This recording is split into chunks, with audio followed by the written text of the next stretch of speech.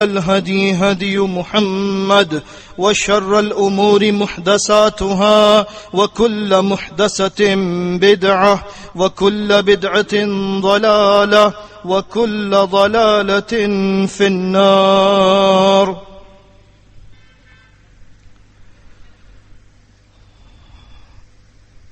ذوالحجہ کا مہینہ، عرفات کا میدان،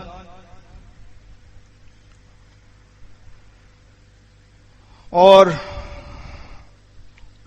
امام المتقین، امام المجاہدین، امام الصابرین،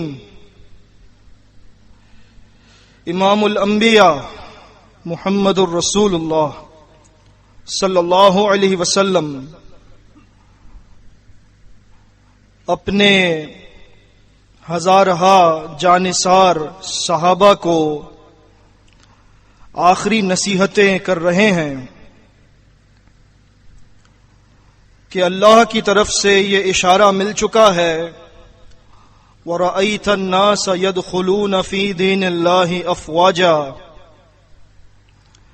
آپ کی ذمہ داری جس کے لیے اللہ نے آپ کو بھیجا، وہ عظیم الشان کام جو کسی ایک انسان کے بس کا کام نہیں ہے، لیکن اللہ نے آپ سے وہ کام لیا۔ اب وقت آ چکا ہے کہ آپ دوبارہ اللہ کی طرف لوٹنے کی تیاری کیجئے۔ چنانچہ اتمام نور اور تکمیل شریعت کی خوشخبری بذریعہ وحی نازل کی جاتی ہے۔ سورہ مائدہ کی آیت نازل ہوتی ہے قلب اطہر پر اللہ کے رسول صلی اللہ علیہ وسلم کے، اور ارشاد ہوتا ہے اعوذ باللہ السمیع العلیم من الشیطان الرجیم من ہمزہ ونفخہ ونفثہ اليوم یئس الذین کفروا من دینکم، آج وہ دن آ چکا ہے، بعثت نبوی صلی اللہ علیہ وسلم کا مقصد پورا ہو چکا ہے، امت وسط کے برپا کا مقصد پورا ہو چکا ہے کہ آج اسلام اپنی اس منزل تک پہنچ چکا ہے کہ کفار اب تمہارے دین کو نقصان پہنچانے سے نا امید اور مایوس ہو چکے ہیں۔ الیوم اکملت لکم دینکم، اور آج وہ دن ہے کہ جب میں نے تمہارے لیے تمہارے دین کو، جس کو میں صدیوں سے مختلف انبیاء اور رسل علیہم الصلاۃ والسلام پر بتدریج نازل کر رہا تھا، آج وہ دن آ چکا ہے کہ وہ دین مکمل کر دیا جائے۔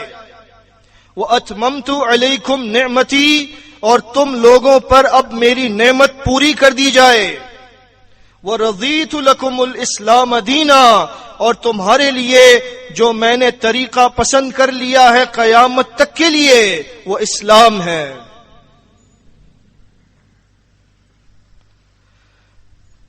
اسلام مکمل ہو گیا، اسلام غالب آ گیا، اسلام کے دشمن اپنے بلوں میں گھس گئے، اور اسلام کو نقصان پہنچانے کے بارے میں کوئی سوچ نہ سکتا تھا۔ ایسا دبدبا اور ایسا غلبہ اللہ نے اسلام کو عطا کیا، لیکن یہ سب کچھ اتنا آسان نہیں تھا۔ آج ہم اسلام کی حالت زار کو دیکھیں اور ہم اسلام کی روشن تاریخ کو دیکھیں۔ یہ امت جو آج اسلام کی بےخکنی کر رہی ہے، وہ تھوڑی دیر کے لیے تصور کرے کہ اس اسلام کے لیے کتنی قربانیاں دی گئیں۔ آج ہم لوگ یہاں بیٹھ کر یاد کریں ان قربانیوں کو جو قربانیاں دی ہیں اللہ کے رسول صلی اللہ علیہ وسلم نے۔ وہ غار حرا کی تنہائی، وہ زملونی زملونی، وہ وحی کی گرمی اور اس کو برداشت کرنا وہ ہم محسوس کریں. ہم یاد کریں وہ طائف کا بازار کہ جہاں اسلام کے لیے پتھر کھائے اللہ کے رسول صلی اللہ علیہ وسلم نے. ہم یاد کریں کہ جب اپنے محبوب شہر سے نکال دیے گئے اللہ کے رسول صلی اللہ علیہ وسلم. ہم یاد کریں غار ثور کو جہاں پر ایک یار غار تھا اور تیسرا اللہ تھا. ہم یاد کریں اس ہجرت کو جو کی گئی اللہ کی رضا کے لیے. اپنے محبوب شہر کو چھوڑ کر ایک اجنبی بستی میں جانا پڑتا ہے تمام صحابہ کو. ہم یاد کریں مدینہ کے ابتدائی ایام کی سختیاں، وہ تمام تکالیف جو پہنچی ہیں جماعت المسلمین اولین کو. ہم یاد کریں معرکہ بدر و احد. ہم یاد کریں معرکہ تبوک و حنین. ہم یاد کریں صلح حدیبیہ کو. ہم یاد کریں فتح مکہ کو. اور پھر ہم یاد کریں کہ وہ وقت آیا جو جماعت المسلمین اولین پر سب سے بھاری وقت تھا جب اللہ کے رسول صلی اللہ علیہ وسلم اپنے کام کو سر انجام دے کر اپنے رفیق اعلی سے جا ملے. ہم یاد کریں صدیق اکبر کی خلافت کو. ہم یاد کریں الفاروق کو جو فتنوں کے خلاف آخری چٹان تھے. جب تک وہ تھے فتنے سر نہ اٹھا سکے، لیکن پھر عمر فاروق رضی اللہ تعالی عنہ کو بھی شہید کر دیا گیا. اور اس کے بعد پیدر پہ خلفائے راشدین عثمان ذو النورین اور علی مرتضی علی حیدر رضی اللہ تعالی عنہما کو شہید کیا جاتا ہے. یہ وہ ہمارے اسلاف کہ جنہوں نے اپنے آنسوؤں سے، اپنے پسینے سے اور اپنے خون سے سینچا ہے اس بستان اسلام کو کہ جس کی مہک آج ہم تک کتابوں کی صورت میں پہنچ رہی ہے. جو ہم پڑھ کر جن کے واقعات کو اپنے ایمان کو مضبوط کرتے ہیں وہ لوگ کتنے مضبوط ہوں گے. لیکن فَلْيَبْكِ عَلَى الْإِسْلَامِ مَنْ كَانَ بَاكِيًا، جس کو رونا ہے وہ آج اسلام کی حالت پر روئے. کہ جب المسلم اخو المسلم ہوا کرتا تھا، آج ایسا لگتا ہے کہ المسلم عدو المسلم ہے. جو مسلم کبھی مسلم کا بھائی تھا، آج وہ مسلم کا دشمن ہے. وہ مسلم جو کبھی اپنے بھائی کی تکلیف کو دیکھ کر تڑپ جاتا تھا، آج وہ مسلم اپنے بھائی کو تکلیف دینے کے لیے کوششوں میں لگا ہے. وہ مسلم جو اپنے مسلم بھائی کی عزت کے دفاع میں اپنی جان قربان کر دیتا، آج وہ مسلم اپنے مسلم بھائی کو بے عزت کرنے کے لیے تلا ہوا ہے. اسلام کیا تھا اور آج کیا ہو رہا ہے، یہ سب کچھ صرف ایک چیز کی وجہ سے ہے. ایک مرض ہے، ایک زہر ہے جس کو فرقہ بندی کہا جاتا ہے. فرقہ بندی یا دین اسلام. ایک سوال ہے، اس سوال کے جواب پر اگر ہم نے صحیح جواب دیا اور اس کے تحت عمل کیا، یا اس سوال کا جواب ہم صحیح طور پر نہ دے سکے اور نتیجتاً غلط عمل کرتے رہے، تو اسی سوال کے جواب پر ہماری آخرت کا فیصلہ ہونے والا ہے. اگر اسلام قبول کرتے ہیں تو آخرت میں بھلائی ہے، اور اگر فرقہ بندی کو قبول کرتے ہیں تو آخرت میں بربادی ہے. آج ہمیں اس محفل میں بیٹھ کر سوچنا ہے کہ ہمیں کس چیز کا انتخاب کرنا ہے، فرقہ بندی کا یا دین اسلام کا، کیونکہ فرقہ بندی اور دین اسلام ایک ہی چیز نہیں ہے. فرقہ بندی اور دین اسلام آپس میں ایک دوسرے کی ضد ہے. اگر اسلام ہے تو فرقہ بندی نہیں ہو سکتی، اور اگر فرقہ بندی ہے تو اسلام نہیں ہو سکتا. فرقہ بندی رحمان کے سب سے بڑے دشمن شیطان کا راستہ ہے اور اسلام رحمان کا راستہ ہے. فرقہ بندی صراط جہیم ہے اور اسلام صراط مستقیم ہے. فرقہ بندی لعنت ہے اور اسلام رحمت ہے. فرقہ بندی کفر ہے، اسلام ایمان ہے. فرقہ بندی شرک ہے، اسلام توحید ہے. فرقہ بندی ایسا مرض ہے کہ جس میں مبتلا ہونے والا شفایاب بڑی مشکل سے ہوتا ہے، اور اسلام وہ شفا ہے جس میں تمام بیماریوں کا علاج ہے. ہمیں یہ فیصلہ آج کرنا ہے کہ ہمیں کس چیز کا انتخاب کرنا ہے، صراط جہیم کا یا صراط مستقیم کا، رحمان کا یا شیطان کا، کفر کا یا ایمان کا، شرک کا یا توحید کا، اسلام کا یا فرقہ بندی کا. سورہ آل عمران کی آیات ہیں اور اللہ رب العزت کا ارشاد، ان الدین عند اللہ الاسلام، بے شک اللہ کی نظر میں دین صرف اسلام ہے. جب سے دنیا بنی ہے، جب سے اللہ نے انسان کو زمین پر بھیجا ہے، اس کی ہدایت کے لیے اللہ نے جو نظام نازل کیا وہ نظام دین اسلام ہے.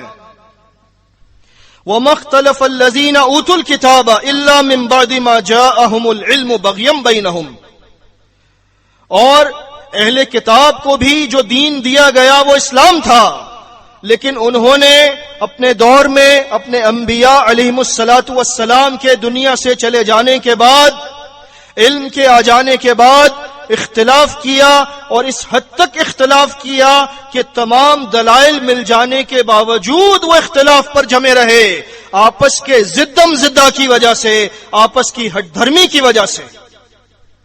وَمَن يَكْفُرْ بِآيَاتِ اللَّهِ فَإِنَّ اللَّهَ سَرِيعُ الْحِسَابِ، تو جو شخص اللہ کی آیات کو سن کر اس کا انکار کر دے تو بے شک اللہ جلد حساب لینے والا ہے. اللہ حساب لے گا کہ تم نے اسلام کا چناؤ کیا یا فرقہ بندی کا.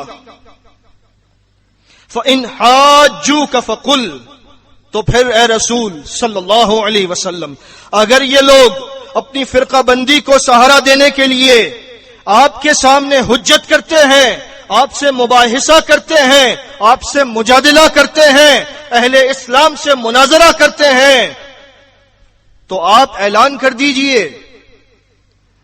اسلمت وجہی للہ ومن اتبعن، میں تو اللہ کا مسلم ہوں، میں نے تو اللہ کے لیے اسلام قبول کر لیا، میں نے اپنا چہرہ اللہ کے سامنے جھکا دیا، اور جو لوگ میرے متبعین ہیں، جو لوگ میرے پیروکار ہیں، جو میرے سچے امتی ہیں، ان سب نے بھی اللہ کے سامنے اپنے چہرے کو جھکا دیا.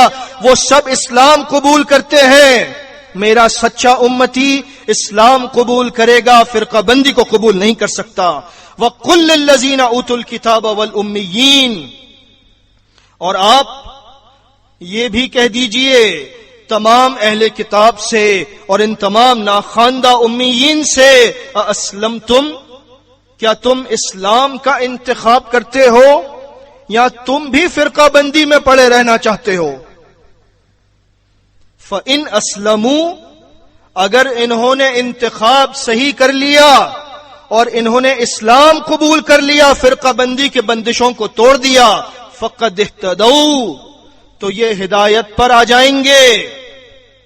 وَإِن تَوَلَّوْا، لیکن اگر یہ انتخاب غلط کرتے ہیں، اسلام کو چھوڑ کر فرقہ بندی کو اختیار کرتے ہیں، فَإِنَّمَا عَلَيْكَ الْبَلَاغُ، تو اے رسول صلی اللہ علیہ وسلم، آپ زور و زبردستی کرنے والے نہیں ہیں، آپ کا کام تو بس پہنچا دینا ہے، آپ نے پہنچا دیا. واللہ بصیر بالعباد، اور اللہ اپنے بندوں کو دیکھ رہا ہے، اس کو بخوبی معلوم ہے کہ کون اسلام پر ہے اور کون فرقہ بندی میں پڑا ہے، اسلام کو نقصان پہنچا رہا ہے.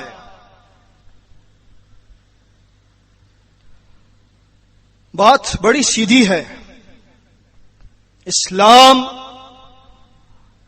وہ طریقہ ہے جو طریقہ محمد الرسول اللہ صلی اللہ علیہ وسلم کا ہے، اور فرقہ بندی کا وجود نہیں تھا اللہ کے رسول صلی اللہ علیہ وسلم کی حیات طیبہ میں، اور آپ کے بعد صحابہ کرام رضوان اللہ علیہم اجمعین کے دور میں. ان کے پاس صرف دین اسلام تھا، کوئی فرقہ نہیں تھا، کوئی مسلک نہیں تھا، کوئی مذہب نہیں تھا، کوئی مکتبہ فکر نہیں تھا، نہ وہاں اجتہاد تھا، نہ قیاس تھا، نہ رائے تھی، نہ فتوے تھے. وہاں پر صرف منزل من اللہ کی بات کی جاتی تھی. آج جتنی بھی جماعتیں ہیں، جتنے بھی فرقے ہیں، جتنے بھی مذاہب اور مسالک اور مکاتب فکر ہیں، ان میں سے کسی ایک کا بھی وجود نہیں تھا دور نبوی میں. جب وجود نہیں تھا اور اللہ رب العزت کا اعلان کہ دین مکمل ہے، جب مکمل دین میں ان کا وجود نہیں تھا، اس کا مطلب کہ یہ سب اضافے ہیں، یہ سب بعد کی پیداوار ہیں، اور کسی وہ چیز کے بارے میں جو بعد میں ایجاد کی گئی اس کو اسلام میں تصور نہیں کیا جا سکتا. نہ اس کے بارے میں قبر میں سوال ہوگا، نہ حشر میں سوال ہوگا، نہ پہلے اس کی تصدیق ہوئی، نہ کبھی بعد میں اس کی تصدیق ہو سکتی ہے. جب اس کی تصدیق گزشتہ ادوار میں نہیں ہوئی، جب اس کی تصدیق دور عیسیٰ ابن مریم علیہ الصلوۃ والسلام میں نہیں ہوگی، کیونکہ یہ ہم میں سے ہر شخص کا ایمان ہے کہ ایک وقت آئے گا جب اللہ رب العزت عیسیٰ ابن مریم علیہ الصلوۃ والسلام کو دوبارہ بھیجے گا.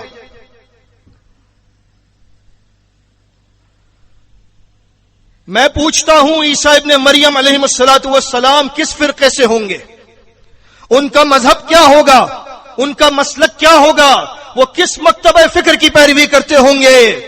ہاتھو برہانکم ان کنتم صادقین، اگر آپ سچے ہیں کہ آپ کے فرقے کی دلیل موجود ہے، اپنے سینے پر ہاتھ رکھ کر جواب دیجئے، عیسیٰ ابن مریم کا فرقہ کون سا ہوگا؟ آپ جواب نہیں دے سکتے. نہ آپ کی تصدیق پہلے ہوئی، نہ کتاب و سنت میں ہو سکتی ہے، نہ آپ کے فرقے کی تصدیق عیسیٰ علیہ الصلوۃ والسلام کریں گے. آپ کو یہ جواب صرف وہ دے سکتا ہے جس کے پاس دلیل ہو، جو سچا ہو، جس کے پاس قرآن و سنت سے دلائل ہو. آپ کو اس بات کی دلیل صرف جماعت المسلمین دے سکتی ہے. اور سنیے، مستدرک حاکم کتاب التاریخ اور مسند امام احمد کی صحیح حدیث، ابو ہریرہ رضی اللہ تعالیٰ عنہ فرماتے ہیں کہ اللہ کے رسول صلی اللہ علیہ وسلم نے فرمایا، انا اولی الناس بعیسی ابن مریم لانہ لم یکن بینی و بینہ نبی، میں تمام انبیاء میں سب سے زیادہ حقدار ہوں عیسی ابن مریم کا، کیونکہ ان کے اور میرے درمیان کوئی نبی نہیں آیا. وَإِنَّهُ نازل، ایک وقت آئے گا کہ وہ نازل ہوں گے. وہ نازل ہو کر کس دین کی طرف دعوت دیں گے؟ کس فرقے کی دعوت دیں گے؟ ثُمَّ يَدْعُ النَّاسَ إِلَى الْإِسْلَامِ، عیسیٰ ابن مریم علیہ الصلوۃ والسلام لوگوں کو دین اسلام کی دعوت دیں گے، کسی فرقے کی دعوت نہیں دیں گے، کسی مذہب و مسلک کی دعوت نہیں دیں گے. جب وہ آئیں گے تو اسلام کی بات کریں گے. اور اگر آپ جا کر ان سے کہہ دیں کہ میرا فلاں فرقہ ہے، میرا فلاں مذہب ہے، کیا آپ سمجھتے ہیں کہ وہ تصدیق کریں گے؟ وہ رد کر دیں گے ان تمام تعلیمات کو جو لوگوں نے آج پھیلا رکھی ہیں اسلام کے نام پر، کیونکہ وہ تو بات کریں گے دین اسلام کی، اور اسلام جب مکمل ہوا تو آج کے فرقوں میں سے کوئی فرقہ موجود نہیں تھا. صرف ایک جماعت تھی جس کی شناخت خود کر دی اللہ کے رسول صلی اللہ علیہ وسلم نے، اور وہ جماعت المسلمین تھی. اور ان کے دور میں بڑی خیر و برکت ہوگی کیونکہ جب اسلام ہو اور فرقہ بندی نہ ہو تو خیر و برکت ملتی ہے. آج کلمہ پڑھنے والے دنیا میں ہر جگہ پر مصیبت میں ہیں، پریشانیوں میں ہیں.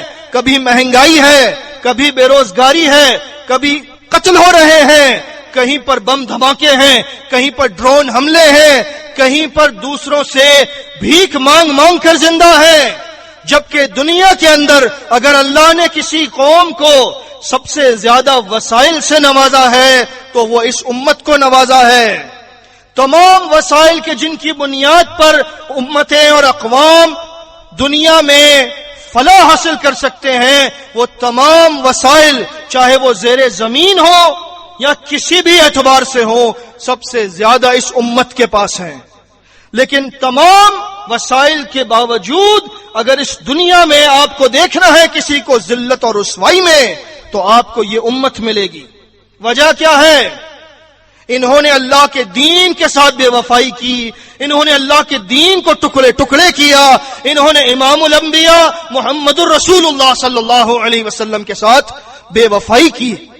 اور جو بے وفا ہو پھر اللہ سے وہ وفا کی امید نہ رکھے، کیونکہ پہلے تم اپنا وعدہ پورا کرو پھر اللہ اپنے وعدے کو پورا کرے گا، ورنہ اللہ مکلف نہیں ہے کسی کے وعدے کا. اگر ہم یہ چاہتے ہیں کہ امت کی اس حالت کو بدل کر خیر کی طرف لے جائیں، خیر و برکت آئے، تو فرقہ بندی کا خاتمہ لازم ہے، ناگزیر ہے. اور دین اسلام کو ہمیں تمام کو مل کر تمکینت دینی ہے، تب جا کر ہم امید کر سکتے ہیں کہ یہ تمام وسائل جو ہمارے پاس ہیں یہ صحیح ہاتھوں میں آئیں. خلافت علی منہاج النبوہ کا قیام ہو تاکہ یہ تمام وسائل ایک شخص کے کنٹرول میں ہو جو امیر المومنین ہو، جو تمام اسلامی ممالک کا واحد سربراہ ہو، اور اس کے حکم پر تمام وسائل کو استعمال کیا جائے امت کی فلاح و بہبود کے لیے، تاکہ نیل سے لے کر فرات تک، ہندوستان سے لے کر امریکہ تک کہیں بھی اللہ کے رسول صلی اللہ علیہ وسلم کی شان میں نہ گستاخی ہو، نہ قرآن کے ساتھ استہزاء ہو، نہ کہیں پر کسی مسلم کے ساتھ ظلم و زیادتی ہو.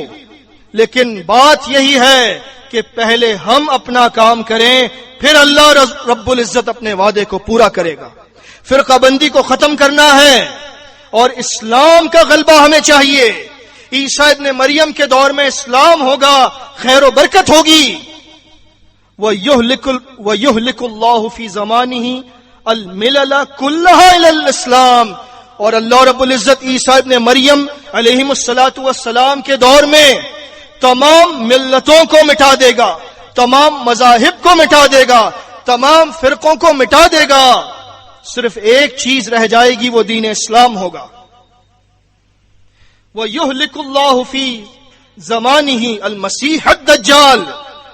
اور ان کے دور میں اللہ رب العزت ان کے ہاتھوں سے مسیح دجال کو ہلاک کروا دے گا. وہ مسیح دجال کے جس کے آنے کے لیے اسلام دشمن عناصر تیاری کر رہے ہیں، جس کے استقبال کے لیے صدیوں پہلے ریڈ کارپٹ بچھایا جا چکا ہے کہ وہ ہمارا سردار، وہ شیطانوں کا سرغنہ آنے والا ہے جو اسلام کا سب سے بڑا دشمن ہوگا. اور آج ہم کیا کر رہے ہیں؟ وہ لوگ جو اسلام کے دشمن ہیں وہ اپنے جھوٹے مسیح کے انتظار میں تمام قسم کی تیاری کر رہے ہیں، اور سب سے بڑی تیاری یہ ہے کہ اسلام کو ختم کیا جائے. اور ہم اسلام کا نام لینے والے اس دشمن کے مقابلے کے لیے اور سچے مسیح کے نزول کے لیے کیا تیاری کر رہے ہیں؟ ہم نے آخر کیا کیا ہے دین اسلام کے ساتھ؟ ہم کن طریقوں سے عیسیٰ ابن مریم کے سامنے جب وہ آئیں گے تو ان کو کہیں گے کہ یہ لیجئے دین اسلام خیر و عافیت کے ساتھ ہم آپ کے حوالے کرتے ہیں، اس امت متحدہ کو ہم آپ کے ہاتھوں میں سپرد کرتے ہیں، اب آپ لڑیے اللہ کے دشمن سے. ہم نے جس حال پر اسلام کو چھوڑا ہے، یقین جانیے یہ حالت ان لوگوں کی نہیں ہے جو عیسیٰ ابن مریم کے ساتھ مل کر دجالی قوتوں سے جہاد کر سکیں گے. یہ حالت تو دراصل اس قدر بگڑ چکی ہے کہ اسلام کو بیرونی طاقتوں نے اتنا نقصان نہیں پہنچایا جتنا نقصان اسلام کے اندر موجود عناصر نے اسلام کو پہنچایا ہے. ہمیں ان کی شناخت کرنی ہے.